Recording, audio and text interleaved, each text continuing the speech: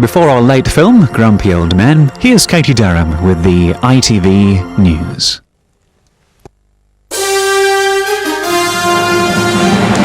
Good evening, welcome to the programme. Tonight's headlines: 8 young people die in New Year party inferno. Miracle rescue for boy trapped in frozen pond. And United beat West Ham to leave rivals trailing. Dutch police are tonight investigating what caused a fire which tore through a nightclub crammed with young people celebrating the new year. At least 8 people died in the blaze, nearly 200 were injured. Many of those remain in hospital tonight. It's thought many of the fire exits of the building in the Dutch town of Volendam were blocked, fatally trapping those inside. Helen Wright reports. The village of Volendam is in mourning tonight for 8 young people who died in a fire at a dance hall above this cafe. More than 130 others, all at a New Year party, were injured in the blaze. At a news conference tonight, the mayor of Volendam said inquiries suggest the blaze was started by Christmas ceiling decorations, which caught fire and fell onto the dance floor. The fire swept through the wooden building, packed with revellers, just after midnight. Many were trampled. Others were injured when they jumped from the top floor to escape the blaze. Police are investigating claims. All but one of the emergency exits was blocked. Fire crews fought to resuscitate victims they rescued from the cafe. But tonight, 60 people are critically ill in hospital, all in their teens and early 20s. Prayers have been said for the dead and injured. And tonight, Volendam is facing the terrible prospect that more of its young people may not survive this New Year tragedy. Helen Wright, ITN.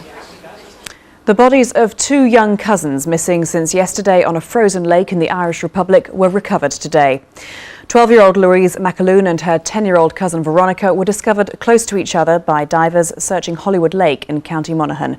It's believed they fell through the ice while skating. Another youngster from London also fell through ice into a freezing lake today, but he enjoyed a miraculous escape. Sam Munden, who's 10, was plucked to safety by a doctor hovering just inches above the water in a rescue helicopter. Ed Perkins has the full story. Barely 8 hours after he was plucked from the icy waters of a frozen lake, Sam Munden was tonight recovering from the accident that nearly cost him his life. I remember being there, being dragged out and cutting off my clothes. And then the next thing I really remember is squiggling around on that bed. The scene of this afternoon's drama was quiet tonight. It was here at Wanstead Park in East London that the 10-year-old had been playing when the ice gave way beneath him. Within minutes, London's air ambulance had been scrambled.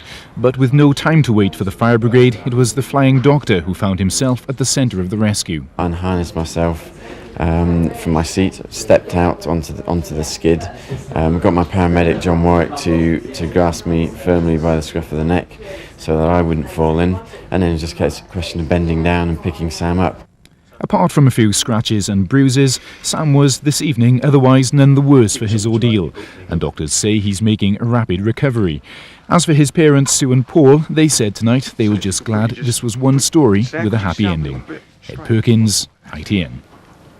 30 flood warnings remain in force tonight after warmer temperatures combined with heavy rain to bring new flooding to parts of the country. Rivers swollen with melted snow burst their banks in southwest England and southwest Scotland, leaving houses and roads underwater.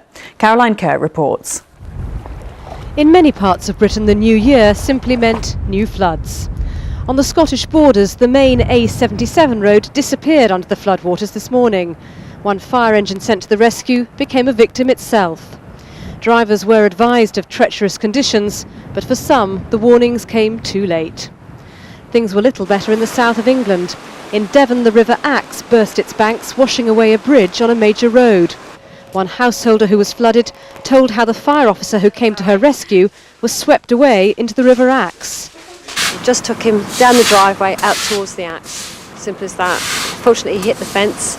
And then he disappeared under the water and he hit the tree where he managed to grab hold of until some time later they managed to get a line to him and he got himself tied to the tree, and then again he had to wait quite a long time before the helicopter came and evacuated him to hospital.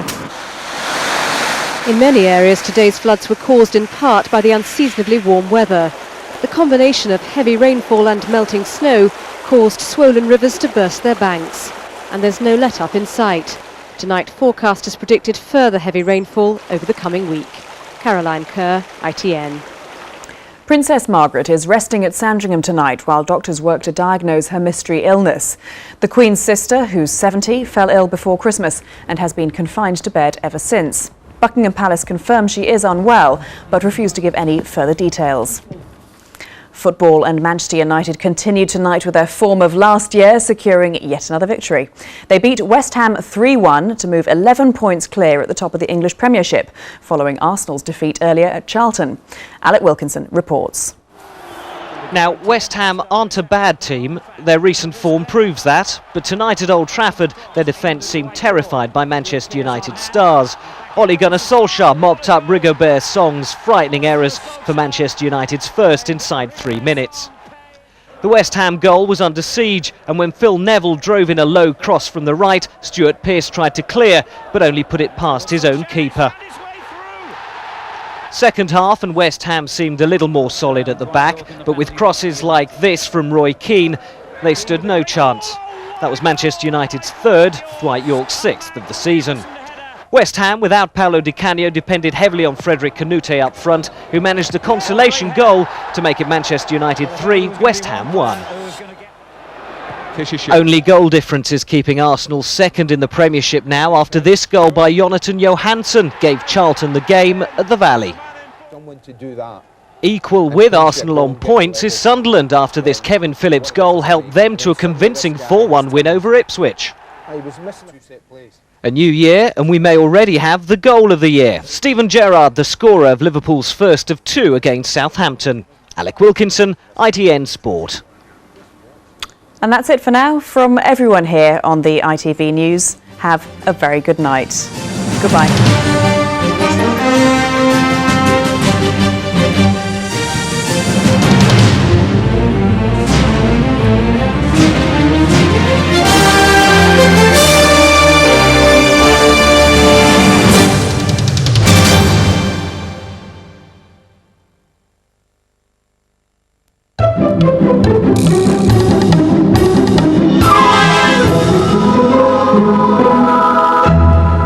Good evening. Well, it might turn a touch colder later in the week, but for the time being, it will be mild and unsettled. Take tonight, for example, temperatures remaining above freezing, but we'll see the showers in the west becoming more frequent, heavier and quite prolonged, I think, by the end of the night. Those winds picking up to gale force around exposed places. So a rather wet and windy start for some places tomorrow morning. That rain sweeping up across the country and lingering, I think, for much of the day across parts of Scotland. Elsewhere, it'll brighten up with some sunshine, the best of that in the east. But there'll still be further showers, mostly in the west, and some of them will be quite heavy and possibly thundery. Despite the wind, it'll again be mild, temperatures ranging from 7 in Scotland as high as 10 or 11 in parts of the south. Power Gym. Power, whatever the weather.